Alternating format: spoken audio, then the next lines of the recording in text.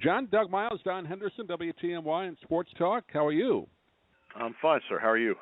Great. We're on the air, so glad to have you join us. Just mentioning the name of your book, Johnny, You and Me, The Man Behind the Golden Arm, published by our friends at Triumph Books. I had a chance to read through it over the weekend. Don, I know you get a chance, hopefully, to run through it yourself, maybe during the week. But congratulations on the book. It's been a while since I think a really good book has been written about Johnny Unitas.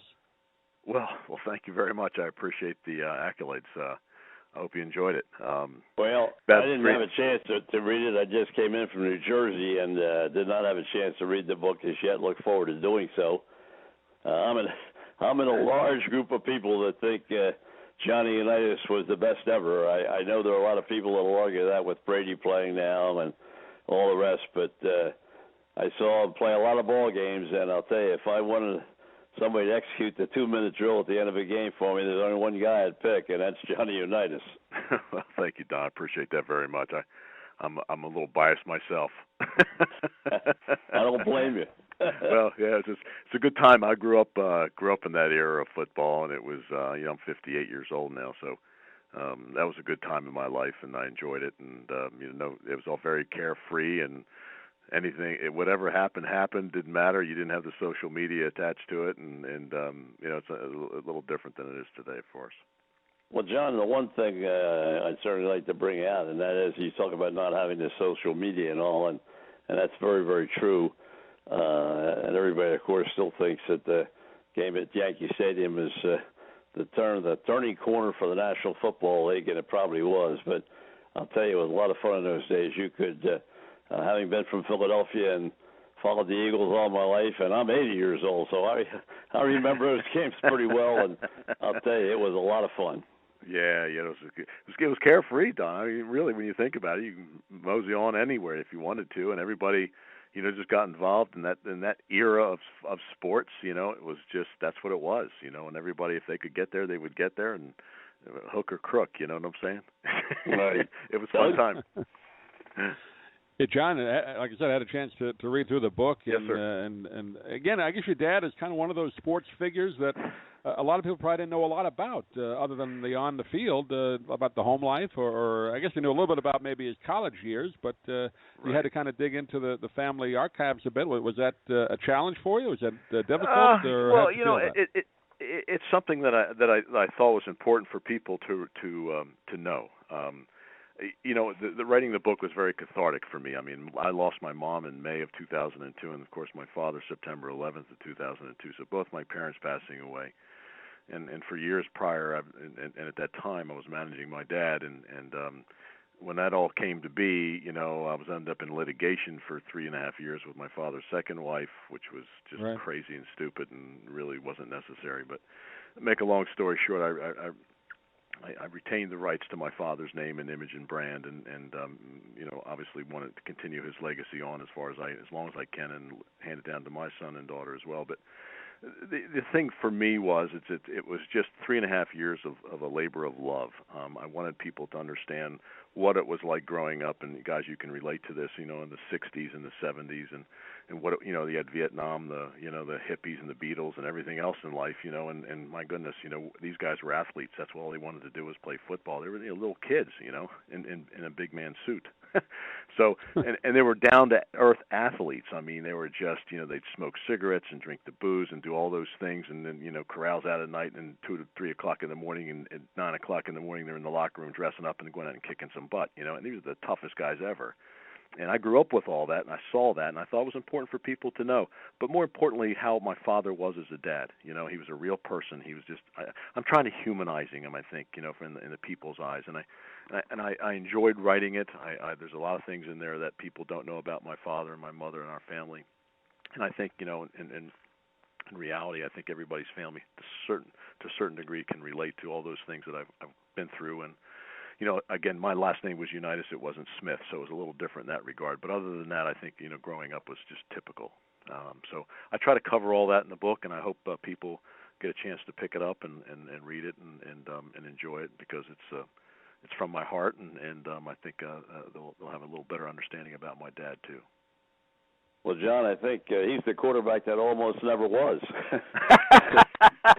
That's because it was Baltimore. You know? It wasn't New York. Not only Baltimore, but he had a tough time getting into the National Football League. They didn't want him in the beginning. No, you know, it was just tough back then. I mean, my goodness, if you look back at some of the quarterbacks and his contemporaries, then Otto Graham and Wyatt Tittle and George Shaw and all those guys, I mean, my goodness.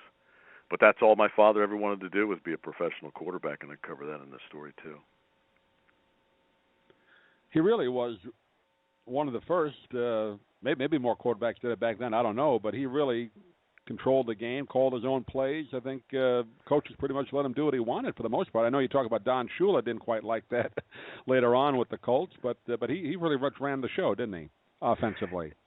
Yeah, I mean, that was my father's job, you know, and during the football season, that's what he worked hard to do. I mean, you know, there were times as a child, you know, every night my father was down in the basement, you know, watching film, and it just had a forward and a reverse button. It didn't have a stop and go. It had a go, but it didn't have a stop. And back and forth with his playbook open in front of him. I mean, and the projected on the you know, the wood paneled wall in front of him. And my sister Janice and I would go down and you know, hang with Dad, if you will, and he'd let us run forward, reverse. You know, we'd be moving it back and forth. In about 5 minutes, we go, okay, this is enough for us. This is stupid. You know, we probably move on to some other better thing. But that's just how Dad was. I mean, he was just dedicated. He persevered. He was tough. And again, it's a reflection of that era, Don. I mean, and you guys know. I mean, it's just that time, and it's so different today. I don't, you know, I know my father's feelings about all those things about football today, but again, that can be captured in the book too. So there's just a lot of stuff that I reflect on in conversations with my father and growing up with him, and he was a strict dad, you know. And my mom was really the kind of the mortar holding it all together, and they were high school sweethearts. So it was a fun time growing up. I enjoyed it. I still you know, miss my parents very, very much. And again, I'm going to continue my best to continue the legacy of my father through our John Unitas Jr. Educational Foundation and what we do there. And so it's just it's kind of neat, you know. I look back and reflect on things like that, and that's what the book was all about, you know, was reflecting back on my life over all this time. So I've been very fortunate and blessed. Well, John, another interesting factor there is that you talked about Otto Graham a minute ago and some of the other great quarterbacks. Of course, Bobby Lane, he was a temperist, you know. He didn't believe in drinking. I'm glad you still have a sense of humor. But I have all the respect in the world. I thought that Paul Brown was one of the greatest coaches of all time, to be honest with you, and I really believed in his system and the way he went about things. The only thing I didn't agree with calling all the plays. I still don't. Now it's come to the point where nobody calls the plays anymore. Now when you watch baseball, the catchers don't even call the plays, don't even call the pitches anymore. They got to look at the dugout to see what to do. And to me, I thought, in my personal opinion, was it all took away from takes away from the game. It does. And, you know, the thing is, my father always called his own plays. That's why he studied and did those things and worked after practice with Raymond Berry and Jimmy Orr and Mackey and all the rest of them. And you know, they knew. You know, I mean, if Raymond said something to my father, said, John, if this linebacker comes in, this is what we're going to do. And he only had to say it one time. And in the '58 championship game, which I reflect on as well in the book, is that's exactly what happened. You know, I think it was Sam Huff slid in or something, and Raymond did a thing that my father and them talked about, you know, about a month before or whatever, and boom, you know, my father hit Raymond right on the square between the 8 and the 2, and it went for a long time. So yeah, it was important to those guys, and all of them knew that. I mean, there were times when Shula would send a play into the huddle, and Raymond was in there, and the play would come in, and whoever sent the play would say, this is the play, and it was for Raymond. And Raymond said, John, he says, I'm not going to run that play. And Raymond said, and my father says, why? He says, well, we haven't practiced it, we didn't work it, and bum, bum, bum. He says, okay, fine, Raymond, I'll call something else. And that's how they worked it. I mean, it wasn't, there's no headphones, you know, that's how they did it. That's exactly how they did it back then. Well, I'll be honest with you, I had heard that story many, many times, but I had heard that Raymond and he had worked on this during an exhibition game once, and that it carried all the way through from the exhibition game to the regular season. And as you said, when Huff made the move, Barry made the move, and it was something they hadn't practiced or really hadn't discussed since that.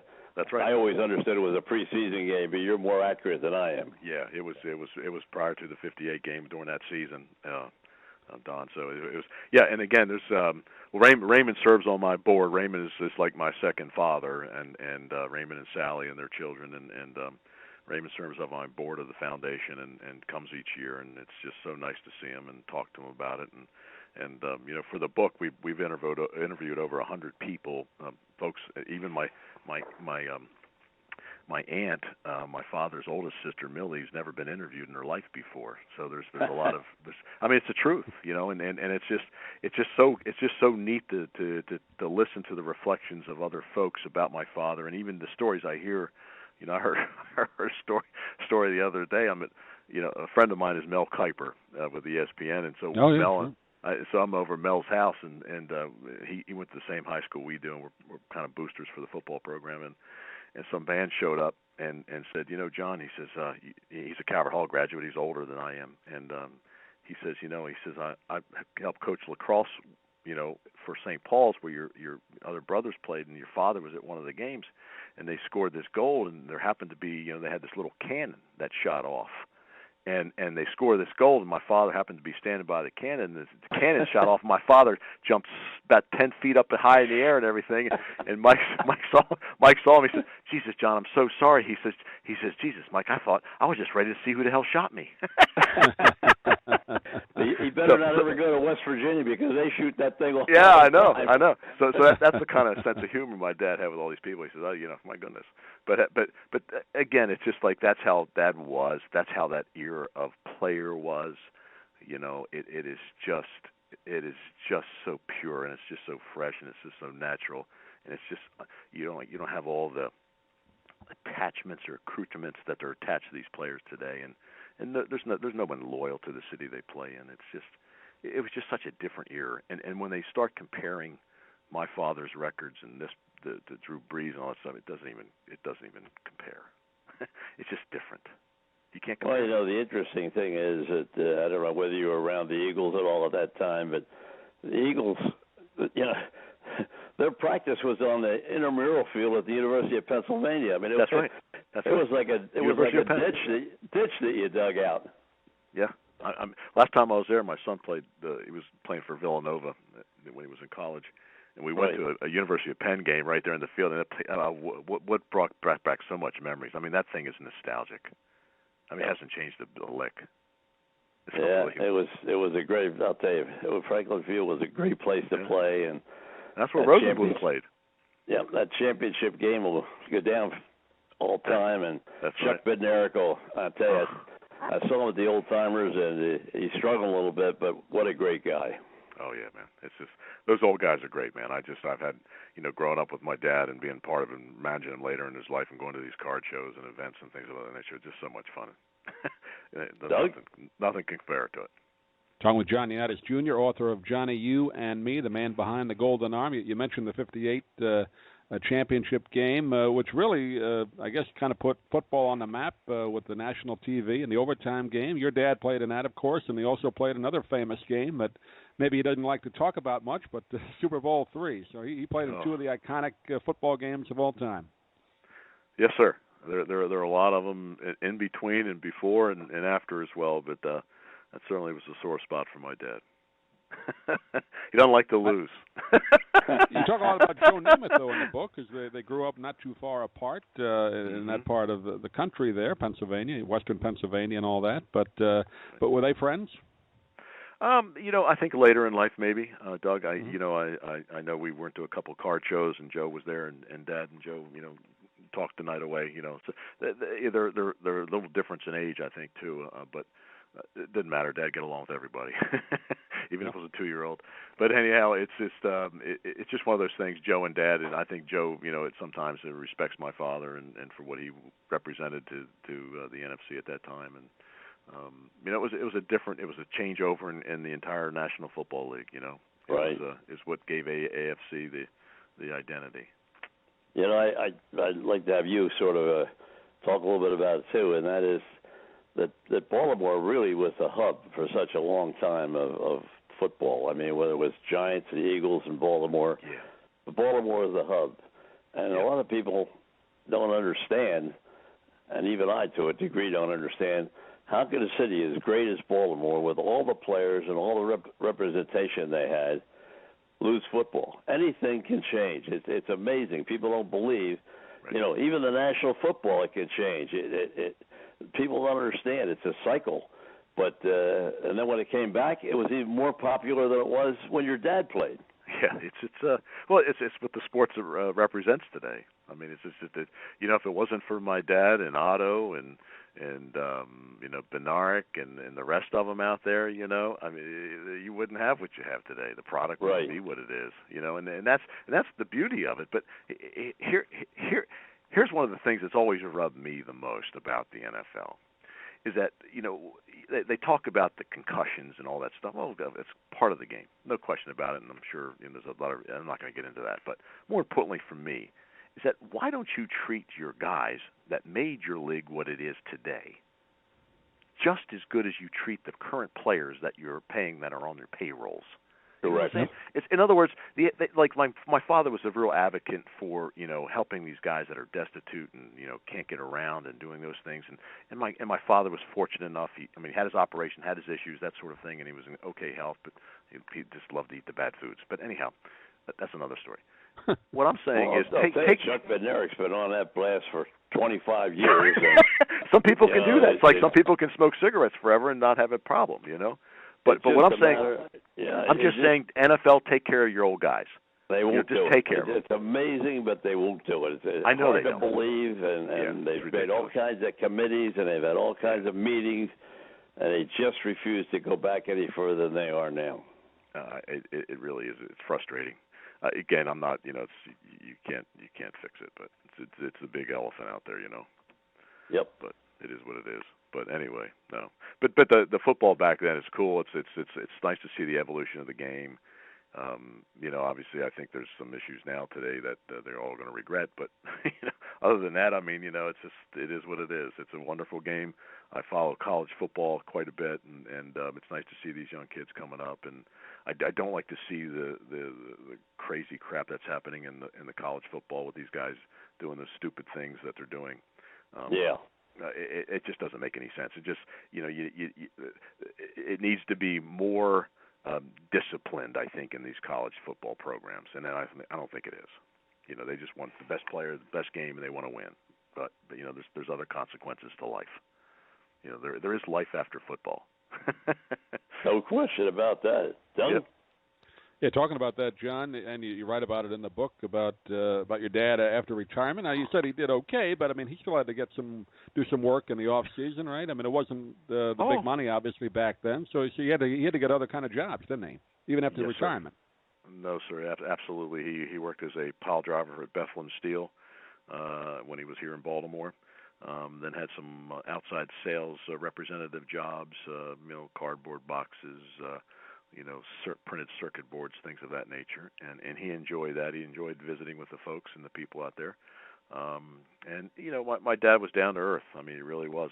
You know, if you met him, you wouldn't forget him. I mean, that's kind of the mantra. You know, it's just like he just was so. I mean, it didn't matter who you were, and he wasn't above himself to you know, to say, you know, how are you? And he always remembered your first name. That's one of my father's attributes. About that. Yeah, and it's just, you know, even if he didn't see you for a while, he'd remember your first name. But Dad loved the people. He recognized that, you know, if it wasn't for the folks and the people that supported the Baltimore Colts back then and came to the Colt Corral meetings and came to the barbecues and everything else, and you know, asked for his autograph, and my father never refused an autograph. You know, his success wouldn't have been. That's period. End of subject. Well, Doug and I are very fortunate because Otto Graham lived, Doug, I'd say, the last 25 years of his life right here in Sarasota. Right. Well, you know, we went to Otto's golf tournament 3 years in a row before Otto passed away. Dad, myself, and a couple of business associates, we came down to Florida and played this golf tournament. It was wonderful. It was great getting Dad back in touch with. And I got a matter of fact, I got a letter from Otto here in my house, from Otto, saying how nice it was to see Dad at the tournament. That's great. And yeah. And his son is up in Rhode Island or New Hampshire. and I keep in touch with him as well. So, yeah, Grahams are Don't wonderful. don't know him at all, but Otto was here for such a long time, and what a great addition to the community. And as you said, went out of his way to do exactly what your dad did. It was the epitome. They're both the same. They come from the same mold. Yep. It's the truth, and it's wonderful to see that. And we'd hate there are a few athletes far and few between, but there are a few that we still see doing that in life. But I'd like to see more of it because the kids, the younger folks, the kids that are growing up with all this, they need that, And I just don't see there's enough of that being done. Obviously you watch the news, you see it all today, I don't know what. Well, as I said, as Doug said, I haven't had a chance. I just got back into Sarasota at 6:00 tonight. But I'll see Doug this weekend, and I'll get the book. I really look forward to it, and it's nice to see a young man who really appreciates his mom and dad, and try to put this kind of effort and energy into showing what the family life of a great football player is all about. Thank you, Don. I really appreciate those comments. Just want to mention the book one more time. Johnny, You and Me, The Man Behind the Golden Arm, Triumph Books, our friends over there, a great publishing house, put that out. And John, real pleasure to have you on with us. I guess you can get the book anywhere, all the websites, and triumphbooks.com. But good luck with it. I know a lot of the football fans that may not have grown up with Johnny You are going to enjoy reading about it. Well, thank you, Doug, very much. You can get it at Amazon.com and all the Barnes & Noble's bookstores. And if you go to my website, JohnnyUnitas.com, and click on the collectibles section, you can click right directly to Triumph and order from them directly as well. So thank you very, very, very much for having me on, and God bless everybody. John, thank you for spending some time with us. Look forward to seeing you again. Yes, sir. Me too. Thank you. Bye-bye.